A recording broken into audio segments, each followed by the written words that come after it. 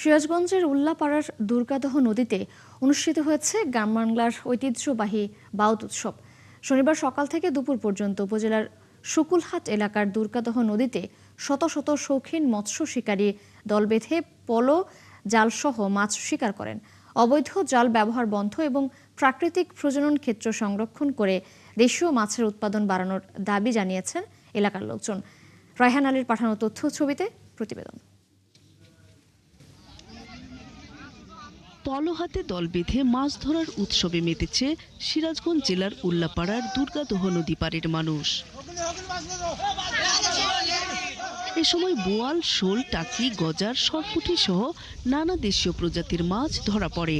উৎসবে অংশ নেয়া লোকজন জানান, এটি শুধু মাছ ধরা নয়, গ্রামীণ ঐতিহ্য ও মিলন মেলারও একটি অংশ। সবাই মাছ পাই, ভালো মন্দ লাগে, সবাই খুশি মনে চলে আসে। কাজ কাম ফালাতে মাছের জন্য আসি। প্রত্যেক বছরই এখানে নামে এবং মাছ পাওয়া যায়। আজকে যে প্রথম নামছি, নামে একটা শোল মারছি। আল্লাহর কাছে লাখ লাখ শুকরিয়া, আল্লাহ একটা মাছ দিছে, আমরা তাতে খুবই ভালো লাগতেছে। আল্লাহর কাছে লাখ লাখ শুকরিয়া।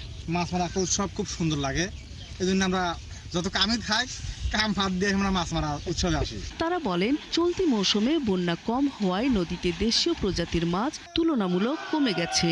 প্রাকৃতিক প্রজনন ক্ষেত্র সংরক্ষণ করে দেশীয় মাছের উৎপাদন বাড়াতে অবৈধ চায়না দুয়ারি জালের ব্যবহার ও আমদানি বন্ধের দাবি এলাকার লোকজন সহ মাছ শিকারীদের। বর্ষার শুরুতেই চায়না দুয়ারি জাল এবং বাদাই জাল ব্যবহার করে মাছের উৎপাদনটা শুরুতেই নষ্ট করে দেওয়া হয়েছে, যার কারণে মাছ প্রয়োজনের তুলনায় মাছ পাওয়া যাচ্ছে না। রিং জাল বা যেটা কারেন্ট জাল বলে, এই জাল মাছের ব্যাপক ক্ষতি করতেছে।